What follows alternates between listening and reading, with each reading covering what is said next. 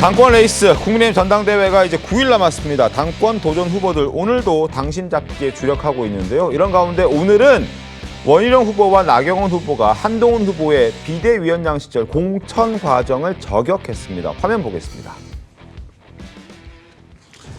원희룡 후보, 상향식 공천 제가 꼭 하겠습니다. 이번 공천과 같은 밀실 공천, 듣보잡 공천, 사천을 완전히 없애겠습니다. 이렇게 얘기를 했고, 그리고 더 이상 밀실 그리고 개파 공천이 없도록 하겠다라고 나경원 후보도 여기에 가세를 했습니다. 제가 당대표가 되면 지난 총선에 있었던 불공정 공천은 사라질 거다라고 얘기를 했습니다. 자, 원희룡 후보 측 목소리 한번 들어보겠습니다. 원희룡 후보는 상향식 공천 제도를 도입하겠습니다. 당원들이 당의 중요 결정에 참여할 권한을 최대한 보장하고 당 기여도에 따른 공천 시스템을 구축하겠다고 이미 약속드린 바 있습니다. 원희룡 후보가 당 대표가 되면 당을 위해 헌신한 84만 당원에게 공천권을 돌려드리고 중앙당은 순수한 의무의 공천 관리만 하도록 하겠습니다. 지난 4.10 총선과 같은 밀실 공천, 듣보잡 공천, 사천 공천을 완전히 없애겠습니다.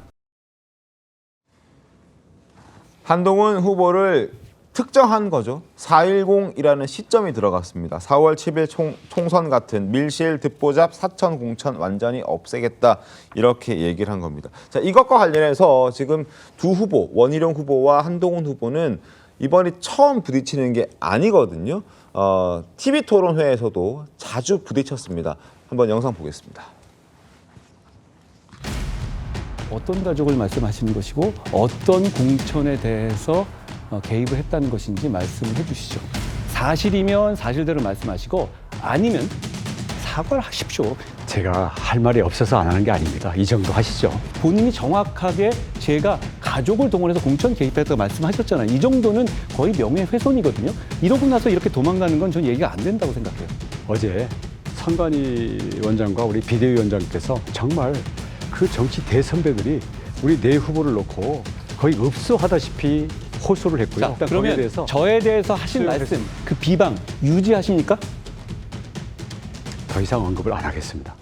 여론조성팀 의혹, 사천 의혹, 김경률 금감위원장 추천 의혹, 3대 의혹이 사실이라면 어떻게 책임지시겠습니까? 이모 서기관, 전 서기관, 그리고 강모 변호사, 그리고 또 몇 현재 비례의원들도 계십니다. 이분들이 들어간 그 기준과 절차에 대해서 아무도 아는 사람이 없습니다. 김의겸 씨는 녹음이라도 틀었어요. 저는 원희룡 후보가 김의겸 후보보다 더 못한 것 같아요. 이 두 명과 제 처가 아는 사이다. 일면식이라도 있다. 제가 정계 은퇴하겠습니다.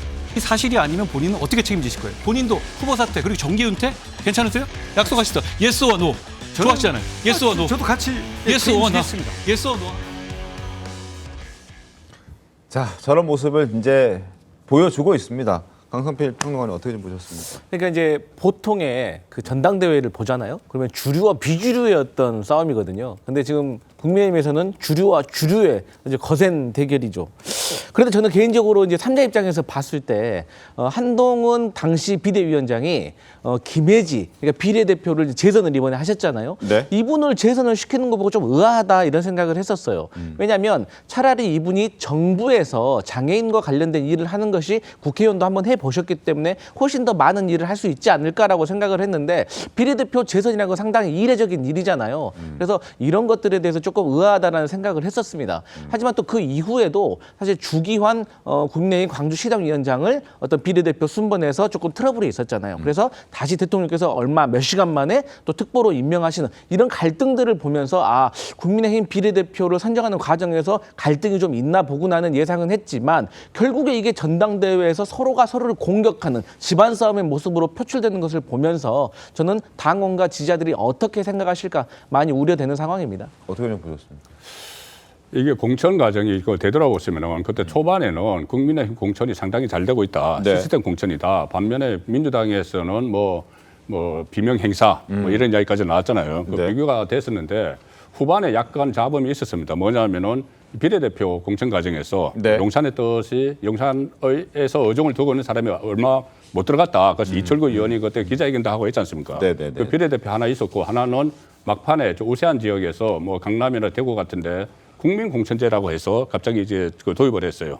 국민공천제. 아, 그래서 예. 5군데. 예. 예. 그래서 원희룡 후보가 뭐 덮보잡 이야기를 하는 겁니다. 그것 때문에 덮보잡 이야기를 하는 것이고 사천 이야기하는 것은 조금 전에 한동훈 후보도 이야기했지만 이 가족들이 뭐 개입한 거 아니냐. 뭐 그거 아직 정확 전혀 확인된 건 없죠. 그리고 어떻게 보면 장인이 진용구 전 검사장이 네. 그때 뭐 민주당으로 출마를 하려고 했다. 그 전에 이 조폐공사 유도 사건 이런 걸로 우리에게는 알려져 있지만은 그것이 이제 정치 세계에 있으니까는 뭐 개입한 거 아니냐 이제 이런 이야기를 하는데 이게 내부 경선에서 이게 과연 나올 이야기인가 저는 내부에서도 서로 검증을 해야 됩니다. 검증을 해야 되고 치열하게 해야 돼요. 네네. 그래야지 이제 당원들이 선택을 할 텐데 가장 근기시돼야 될 게 뭐냐면은 내부 경선을 하면서 서로가 양쪽이 상처를 안는 거예요.